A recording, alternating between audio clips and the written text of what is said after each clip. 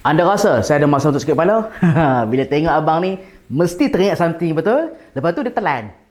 Hilang sakit kepala. Hilang demam, betul? Macam mana PCM ataupun paracetamol dapat kurangkan rasa sakit? Try masuk dalam badan korang. Kenapa rasa sakit? Sebab dekat kulit korang ada satu reseptor, kita panggil pain receptor ataupun dalam bahasa medical nociceptor.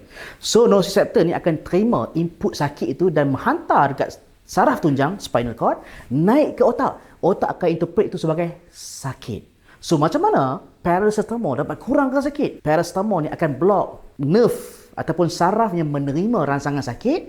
So bila tak ada rangsangan sakit dekat situ, otak kita akan takkan interpret rasa sakit. Secara tak langsung korang pun tak rasa sakit. Habis tu macam demam pula. Macam mana PCN bantu untuk demam? Dekat mana? Organ mana yang kawal suhu badan? Yes, hypothalamus. Hypothalamus adalah bahagian dekat otak yang mengawal temperature badan. Bila kita demam, hypothalamus naikkan suhu badan.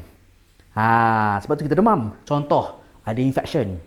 Viral infections, bacterial infections, cacing ataupun terlalu letih pun boleh menyebabkan hampa jadi macam panas ataupun demam. So, otak kita hypothalamus akan naikkan suhu badan. Sebab tu kita rasa panas. Yang itulah kita panggil demam. Suhu melebihi body core temperature. So macam mana PCN dapat kurangkan demam? Dia akan modulate ataupun manipulate otak hypothalamus untuk rasa kurang panas dalam badan. Sebab dia kurangkan threshold body temperature. Sebab tu lepas kita makan PCM, badan kita dah kurang demam. Kurang temperature, maksudnya panas tu dah makin kurang. So badan kita akan lebih sejuk. Sebab itulah PCM untuk sakit. PCM juga bantu untuk kurangkan demam. Tetapi korang tengok video Yusuf. Kenapa Malaysia mesti ambil Panadol lah, dok? Bukan benda ni lagi fungsi. Black turmeric saja, nature turmeric. Kenapa mengamalkan paracetamol? Padahal black turmeric pun bantu untuk blood circulation.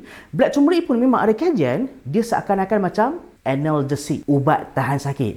Memang ada kajian. Kita buat computational research.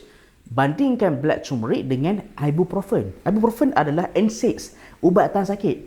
Surprisingly, black turmeric dapat memberi analgesic effects tanpa kesan sampingan. So maksudnya, bila demam boleh makan black turmeric dan bila sakit pun boleh makan black turmeric.